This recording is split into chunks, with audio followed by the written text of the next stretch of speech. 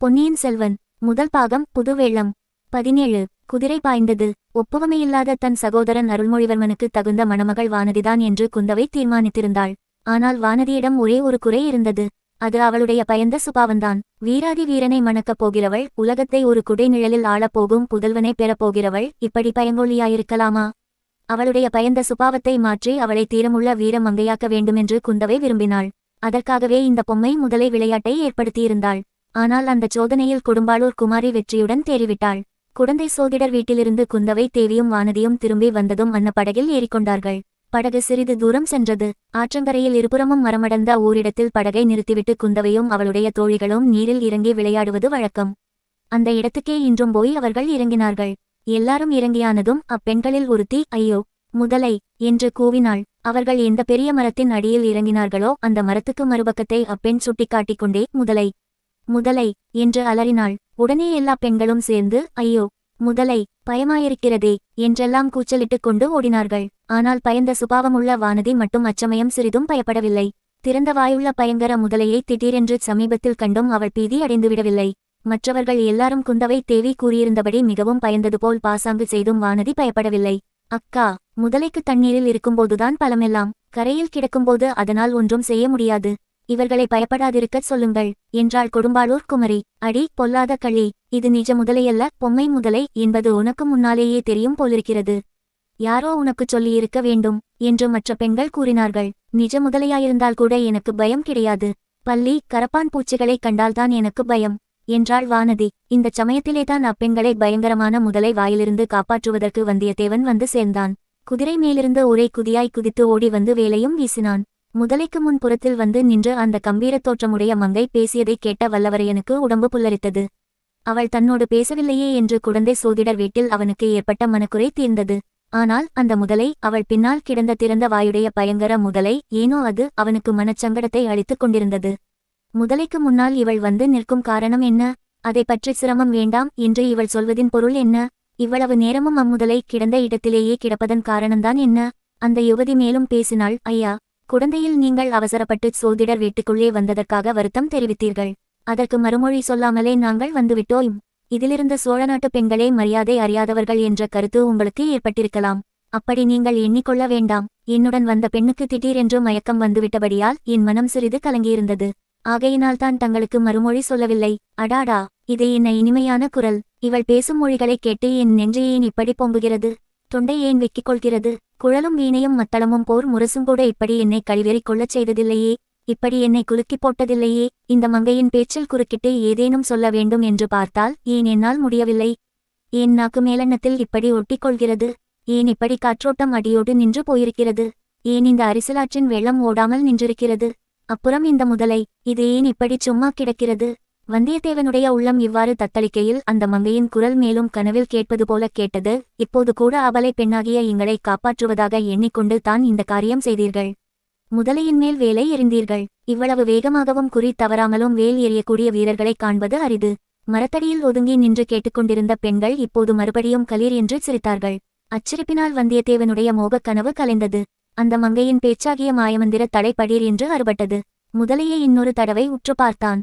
எதிரே இருந்த பெண்ணை சற்றும் பொருட்படுத்தாமல் விலகிச் சென்று முதலையின் சமீபம் அடைந்தான். அதன் முதுகில் பாய்ந்திருந்த தன் வேலை அசைத்து எடுத்தான்.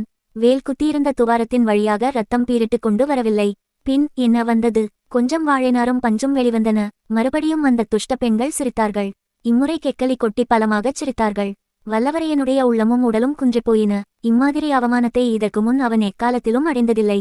இத்தனை பெண்களுக்கு முன்னால் இப்படிப்பட்ட பேரவமானமா? இல்லை, இல்லை. இவர்கள் அரக்கிகள். இவர்கள் பக்கத்திலே நிற்கக்கூடாது. இவர்களுடைய முகத்தை ஏறிட்டும் பார்க்கக்கூடாது. சிச்சி, என் அருமை வேலாயுதமே, உனக்கு இந்த கதியா நேர்ந்தது? இத்தகைய அவமானமா உனக்கு நேர்ந்தது? இதை எப்படி நிவர்த்தி செய்து உனக்கு நேர்ந்த மாசை துடைக்கப் போகிறேன்?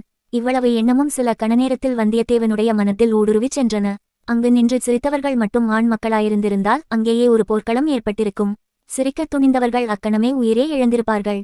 அரிசலாற்றின் செந்நீர் பிரவாகத்துடன் அவர்களுடைய இரத்தமும் கலந்து ஓடியிருக்கும். ஆனால் இவர்கள் பெண்கள். இவர்களை என்ன செய்ய முடியும்? இவர்களை விட்டு ஓடிப்போவது ஒன்றுதான் செய்யக்கூடிய காரியம்.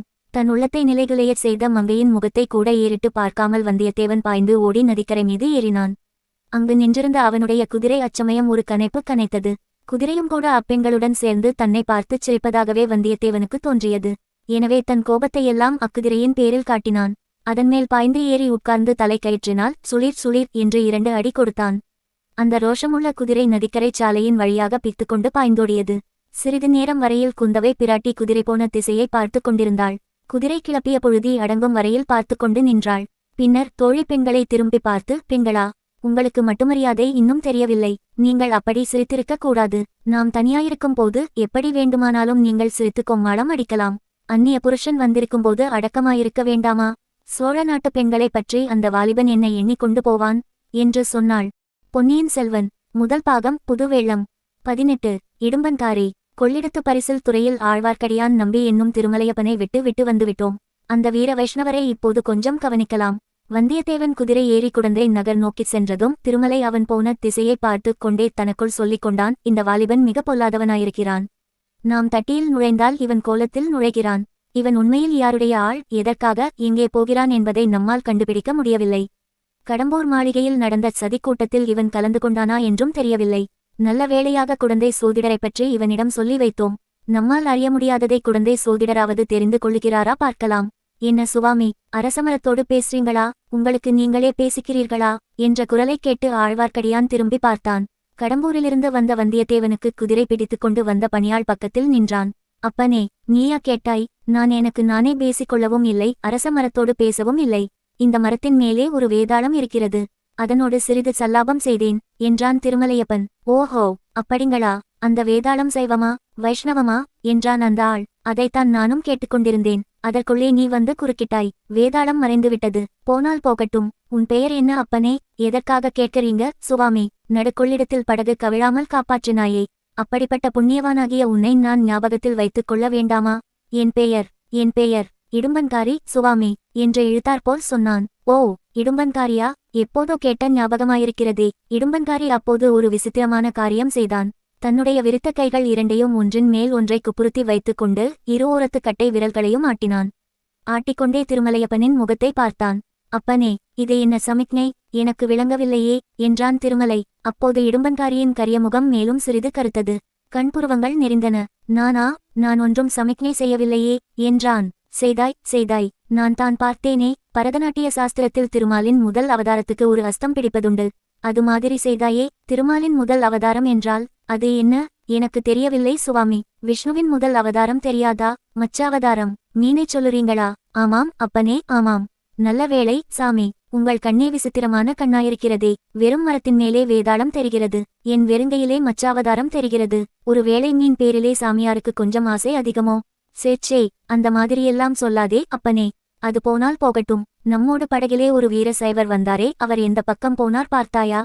பார்க்காமல் என்ன? பார்த்தேன். நான் குதிரை வாங்க போன பக்கம்தான் அவரும் வந்தார். உங்களை பற்றி திட்டிக் கொண்டே வந்தார்.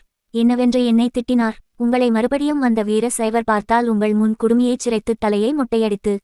ஓகோ, அந்த வேலை கூட அவருக்கு தெரியுமா? உங்கள் திருமேனியிலுள்ள நாமத்தை எல்லாம் அழித்துவிட்டு திருநீற்றை பூசி விடுவாராம். அப்படியானால் அவரை கட்டாயம் நான் பார்த்தேயாக வேண்டும். அவருக்கு எந்த ஊர் உனக்கு தெரியுமா? அவருக்கு புள்ளிருக்கும் வேலூர் என்று அவரே சொன்னாருங்க. அந்த வீரசைவரை போய் பார்த்துவிட்டுத்தான் மறுகாரியம். அப்பனே, நீ எங்கே போகப் போகிறாய்? ஒருவேளை நீயும் அந்த வழி வரப்போகிறாயோ? இல்லை, நான் எதற்காக அங்கே வருகிறேன்? திரும்பிக் கொள்ளிடத்தை தாண்டி கடம்பூருக்குத்தான் போகிறேன். இல்லாவிட்டால் எஜமானர் என் கண்ணை பிடுங்கிவிட மாட்டாரா? அப்படியானால் உடனே திரும்பு. அதோ படகு புறப்படப் போகிறது. இடும்பன்காரி திரும்பி பார்த்தபோது ஆழ்வார்க்கடியான் கூறியது உண்மை என்று தெரிந்தது. படகு புறப்படும் தருவாயில் இருந்தது. சரி சாமியாரே, நான் போகிறேன் என்று சொல்லிவிட்டு படகு துறையை நோக்கி விரைந்து சென்றான் இடும்பன்காரி. பாதி வழியில் ஒரு தடவை திரும்பி பார்த்தான். அதற்குள் ஆழ்வார்க்கடியான் ஒரு விந்தையான காரியம் செய்திருந்தான். மளமளவென்று அந்த அரசமரத்தின் மீது பாய்ந்து ஏறி கிளைகள் அடர்ந்திருக்கும் இடத்துக்கு போய்விட்டான். ஆகையால் இடும்பன்காரியின் கண்ணோட்டத்தில் அவன் விழவில்லை. இடும்பன்காரி நதியின் பரிசில் துறையை அடைந்தான். படகோட்டிகளில் ஒருவன், அக்கறைக்கு வருகிறாயா அப்பா என்று கேட்டான். இல்லை, அடுத்த படகில் வரப்போகிறேன், நீ போ என்றான் இடும்பன்காரி. அடே, இவ்வளவுதானா?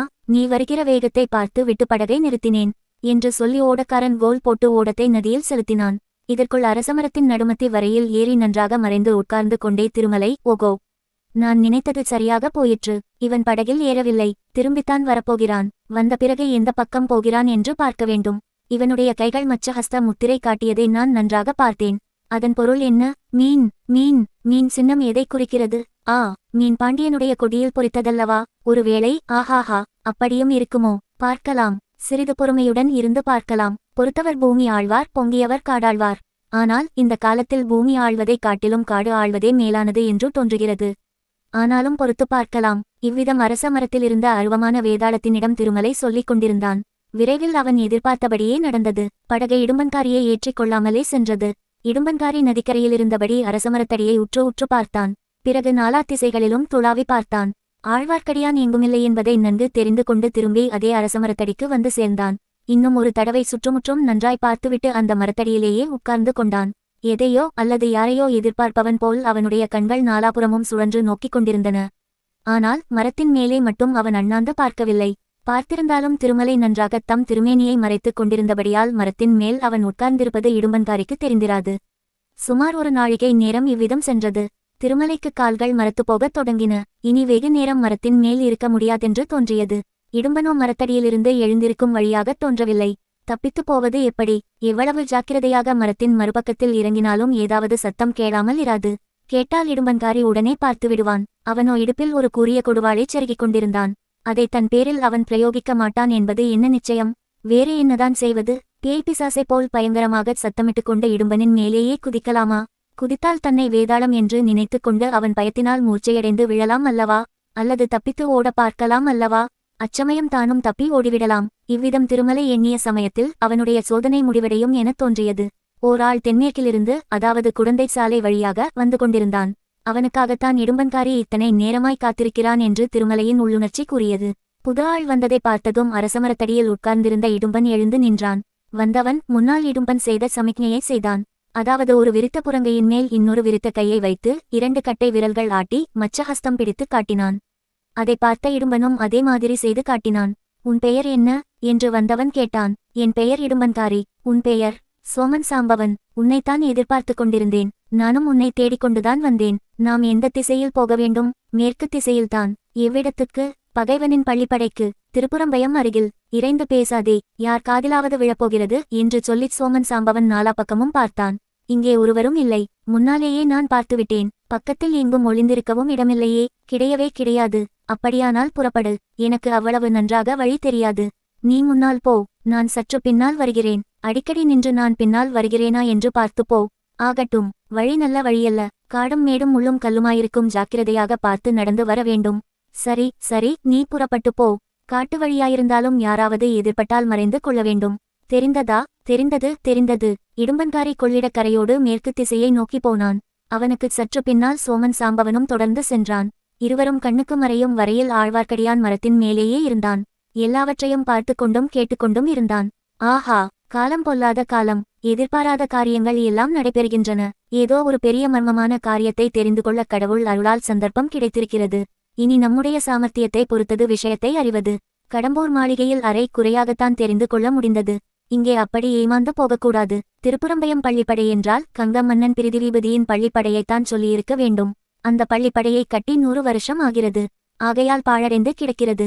சுற்றிலும் காடு மண்டி கிடக்கிறது. கிராமமோ சற்று தூரத்தில் இருக்கிறது. அங்கே எதற்காக இவர்கள் போகிறார்கள்? இந்த 2 பேரும் மட்டும் பேச வேண்டிய விஷயமாயிருந்தால் இங்கேயே பேசிக்கொள்ளுவார்கள்.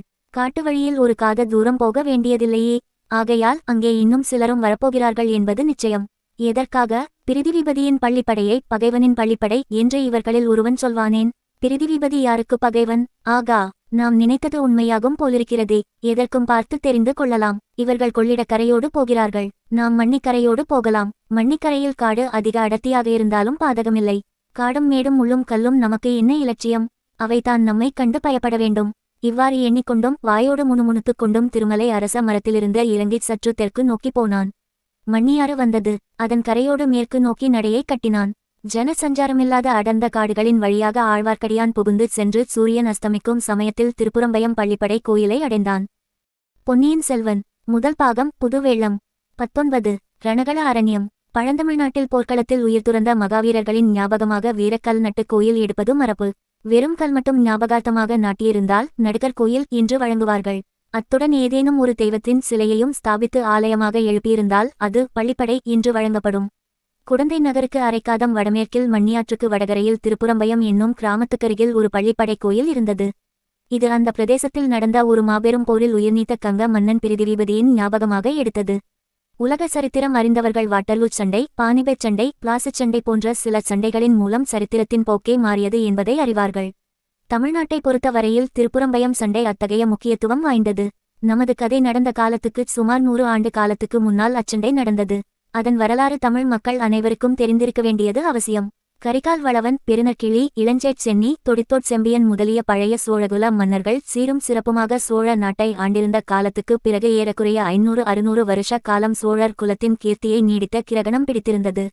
தெற்கே பாண்டியர்களும் வடக்கே பல்லவர்களும் வலிமை மிக்கவர்களாகி சோழர்களை நெருக்கி வந்தார்கள். கடைசியாக சோழ குலத்தார் பாண்டியர்களின் தொல்லையை பொறுக்க முடியாமல் அவர்களுடைய நெடுங்கால தலைநகரான உறையூரை விட்டு நகர வேண்டி வந்தது. அப்படி நகர்ந்தவர்கள் குடந்தைக்கு அருகில் இருந்த பழையாறை என்னும் நகருக்கு வந்து சேர்ந்தார்கள். ஆயினும் உறையூர் தங்கள் தலைநகரம் என்னும் உரிமையை விட்டு விடவில்லை. கோழிவேந்தர் என்னும் பட்டத்தையும் விட்டு விடவில்லை. பழையாறை சோழ மன்னர்களில் விஜயாலய சோழர் என்பவர் இணையில்லா வீரப்புகழ் பெற்றவர். இவர் பற்பல யுத்த களங்களில் முன்னணியில் நின்று போர் செய்து உடம்பில் 96 காயங்களை அடைந்தவர். எண்கொண்ட 90 மேலுமிரு 3 புண்கொண்ட வெற்றி புரவலன் என்றும் புன்னூறு தஞ்சிருமேனீர் பூனாகத் 90 சுமன் டோனும் என்றெல்லாம் பிற்கால ஆஸ்தான புலவர்களால் பாட பெற்றவர். இவருடைய மகன் ஆதித்த சோழன் தந்தைக்கு இணையான பெருவீரனாக விளங்கினான். இவனும் பல போர்களில் கலந்து கொண்டு புகழ் பெற்றான். விஜயாலய சோழர் முதுமை பிராயத்தை அடைந்து மகனுக்கு பட்டங்கட்டிவிட்டு உய்ந்திருந்தார். அச்சமயத்தில் பாண்டியர்களுக்கும் பல்லவர்களுக்கும் பகைமை முற்றி அடிக்கடி சண்டை நடந்து கொண்டிருந்தது. அந்த காலத்து பாண்டிய மன்னனுக்கு வரகுணவர்மன் என்று பெயர், பல்லவ அரசனுக்கு அபராஜிதவர்மன் என்று பெயர்.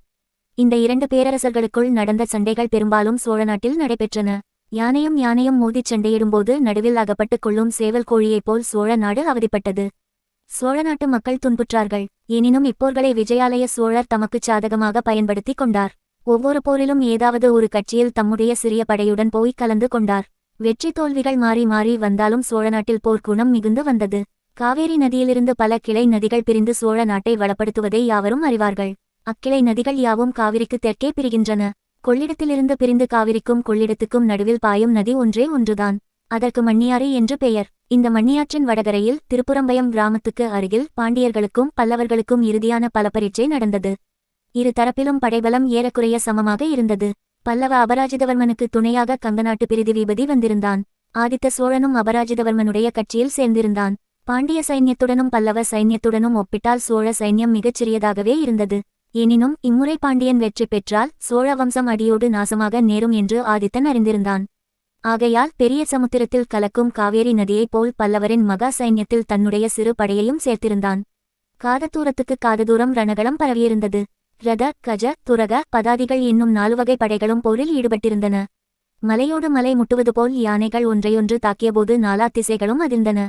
புயலோடு புயல் மோதுவது போல் குதிரைகள் ஒன்றின் மீது ஒன்று பாய்ந்தபோது குதிரை வீரர்களின் கையிலிருந்த வேல்கள் மின்வெட்டுகளைப் போல் பிரகாசித்தன. ரதத்தோடு ரதம் மோதிச் சுக்குநூறாகி திசையெல்லாம் பறந்தன. காலாள் வீரர்களின் வாள்களோடு வாள்களும் வேல்களோடு வேல்களும் உராய்ந்த போது எழுந்த ஜங்கார ஒலிகளினால் திக்கு திகாந்தங்கள் எல்லாம் நடுநடுங்கின. 3 நாள் இடைவிடாமல் சண்டை நடந்த பிறகு ரணகளம் முழுவதும் இரத்தக் கடலாக காட்சியளித்தது. அந்த கடலில் செத்த யானைகளும் குதிரைகளும் திட்டு திட்டாக கிடந்தன. உடைந்த ரதங்களின் பகுதிகள் கடலில் கவிழ்ந்த கப்பலின் பலகைகளைப் போல் மிதந்தன. இரு தரப்பிலும் 1000-10,000 வீரர்கள் உயிரிழந்து கிடந்தார்கள். 3 நாள் இவ்விதம் கோர யுத்தம் நடந்த பிறகு பல்லவர் சைன்யத்தில் ஒரு பகுதிதான் மிஞ்சியிருந்தது. மிஞ்சியவர்களும் மிக களைத்திருந்தார்கள். பாண்டிய நாட்டு வீரமறவர்களோ களைப்பையே அறியாத வரம் வாங்கி வந்தவர்களைப் போல் மேலும் மேலும் வந்து தாக்கினார்கள். அபராஜிதவர்மனுடைய கூடாரத்தில் மந்திராலோசனை நடந்தது. அபராஜிதன், பிரிதிவிபதி, ஆதித்தன் ஆகிய 3 மன்னர்களுடன் படைத்தலைவர்களும் கலந்து ஆலோசித்தார்கள். இனி எதிர்த்து நிற்க முடியாது என்றும் பின்வாங்கிக் கொள்ளிடத்துக்கு வடகரைக்குச் சென்று விடுவதே உசிதம் என்றும் முடிவு செய்தார்கள். இப்படிப்பட்ட நிலைமையில் போர்க்களத்தில் ஓர் அதிசயம் நடந்தது. முதுமையினால் தளர்ந்தவனும் உடம்பில் 96 காயவடுக்கள் உள்ளவனும் கால்களில் பட்ட கொடிய காயத்தினால் எழுந்து நிற்கும் சக்தியை இழந்தவனுமான விஜயாலய சோழன் எப்படியோ யுத்த அரங்கத்துக்கு வந்துவிட்டான். பல்லவ சைன்யம் பின்வாங்கிக் கொள்ளிடத்துக்கு வடக்கே போய்விட்டால் சோழநாடு மறுபடியும் நெடுங்காலம் தலையெடுக்க முடியாது என்பதை உணர்ந்திருந்த அந்த கிழச்சிங்கத்தின் கர்ஜனை பல்லவர் கட்சியில் எஞ்சியிருந்த வீரர்களுக்கு புத்துயிர் அளித்தது. ஒரு யானை, எனக்கு ஒரு யானை கொடுங்கள் என்றான். நமது யானைப்படை முழுதும் மதமாகிவிட்டது, ஒன்று கூட தப்பவில்லை என்றார்கள். ஒரு குதிரையாவது கொண்டு வாருங்கள் என்று சொன்னான். உயிருள்ள குதிரை ஒன்று கூட மிஞ்சவில்லை என்று சொன்னார்கள். சோழநாட்டுச் சுத்த வீரர்கள் இருவரேனும் மிஞ்சி உயிரோடு இருக்கிறார்களா? இருந்தால் வாருங்கள் என்று விஜயாலயன் அலறினான். இருவருக்கு பதிலாக 200 பேர் முன்னால் வந்தார்கள். 2 பேர் தோளில் வலிவும் நெஞ்சில் உரமும் உள்ள 2 பேர் என்னை தோள் கொடுத்து தூக்கிக் கொள்ளுங்கள். மற்றவர்கள் 2 பேராக பின்னால் வந்து கொண்டிருங்கள். என்னை சுமக்கும் 2 விழுந்தால் பின்னால் வரும் 2 என்னை தூக்கிக் கொள்ளுங்கள் என்றான் அந்த வீராதி வீரன். அப்படியே 2 பீமசேனர்கள் முன்னால் வந்து விஜயாலயனை தோளில் தூக்கிக் கொண்டார்கள். போங்கள், போர் முனைக்கு போங்கள் என்று கர்ஜித்தான். போர்க்களத்தில் ஓரிடத்தில் இன்னமும் சண்டை நடந்து கொண்டிருந்தது. தெற்கத்தி மறவர்கள் எஞ்சி நின்ற பல்லவ வீரர்களை தாக்கி பின்வாங்கச் செய்து கொண்டே வந்தார்கள். இருவருடைய தோள்களில் அமர்ந்த விஜயாலயன் அந்த போர் முனைக்கு போனான். 2 கைகளிலும் 2 நீண்ட வாள்களை வைத்துக் கொண்டு திருமாலின் சக்ராயுதத்தைப் போல் சுழற்றிக் கொண்டு எதிரிகளிடையே புகுந்தான். அவனை தடுக்க யாராலும் முடியவில்லை. அவன் புகுந்து சென்ற வழியெல்லாம் இருபுறமும் பகைவர்களின் உடல்கள் குவிந்து கொண்டேயிருந்தன.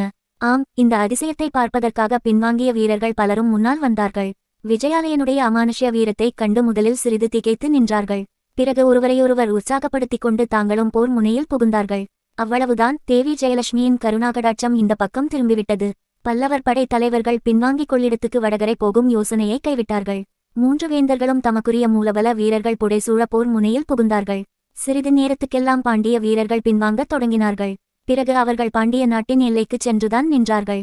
கங்க மன்னன் பிரிதிவிபதி அன்றைய போரில் செயற்கரும் செயல்கள் பல புரிந்த பிறகு தன் புகழுடம்பை அப்போர்க்களத்தில் நிலைநாட்டி விட்டு வீர சொர்க்கம் சென்றான். அத்தகைய வீரனுடைய ஞாபகார்த்தமாக அப்போர்க்களத்தில் வீரக்கல் நாட்டினார்கள்.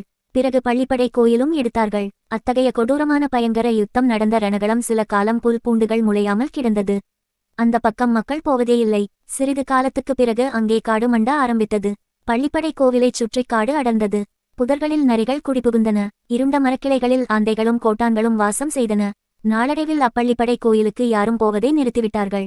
எனவே கோயிலும் நாளுக்கு நாள் தகர்ந்து போய் வந்தது. நமது கதை நடக்கும் காலத்தில் பாழடைந்து கிடந்தது. இத்தகைய பாழடைந்த பள்ளிப்படை கோயிலுக்கு இருட்டுகிற நேரத்தில் ஆழ்வார்க்கடியான் வந்து சேர்ந்தான். அக்கோயிலின் மேல் மண்டப விளிம்பில் அமைந்த காவல் பூத கணங்கள் அவனை பயமுறுத்த பார்த்தன.